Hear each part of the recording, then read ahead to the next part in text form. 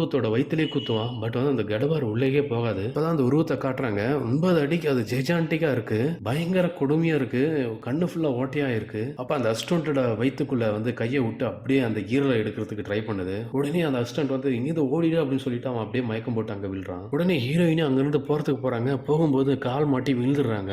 விழுந்த இடத்துல பாத்தீங்கன்னா நிறைய சின்ன சின்ன சிலைங்கள்லாம் இருக்கும். அந்த சிலைங்கள்லாம் இருக்கிறதுனால நினைக்கிறேன் இந்த ஜெய்ஜாண்டிக்கா இருக்கிற அந்த உருவம் என்ன பண்ணுதுன்னா ஹீரோயினியை பார்த்து எதுவுமே பண்ணாம ஒரு சில மந்திரங்கள்லாம் சொல்ல ஆரம்பிக்குது. இது மந்திரம் சொல்ல ஆரம்பிச்ச உடனே அது ஒரு பெரிய ஒரு நெருப்பு பந்தா மாதிரி அப்படியே அந்த இடத்துல வந்து வட்டம் அடிக்குது. அது வட்டம் அடிக்கும் போதே ஹீரோயினுக்கு வந்து நடந்த விஷயம் எல்லாமே ஒரு ஃபிளாஷ் மாதிரி வந்து போகுது. ஹீரோயினுக்கு ஞாபகம் எல்லாமே. அந்த பெரியவரும் அந்த இடத்துக்கு வந்துடுறாரு. அவரும் வந்து அந்த இடத்த பார்த்துட்டு இருக்காரு. பார்த்துட்டு இருக்கும்போது அவருக்கும் ஒரு சில விஷயங்கள் தெரிய ஆரம்பிக்குது. உடனே அந்த நெருப்பு அங்கிருந்து அப்படியே கிளம்பி அப்படியே இவங்க அந்த சவப்பேட்டை தோண்டி எடுத்துட்டு வந்து அந்த மலை பக்கமே போய் விழுந்துருது அந்த நெருப்பு. உடனே அந்த ஹீரோ இதே மாதிரி இந்த படத்தோட ஃபுல் ஸ்டோரியை பார்க்கறதுக்கு நம்மளோட சேனலை சப்ஸ்கிரைப் பண்ணுங்க. டிஸ்கிரிப்ஷன்ல அந்த படத்தோட லிங்க் கொடுத்துருக்கேன். அதை கிளிக் பண்ணி இந்த படத்தோட ஃபுல் ஸ்டோரியை பாருங்க.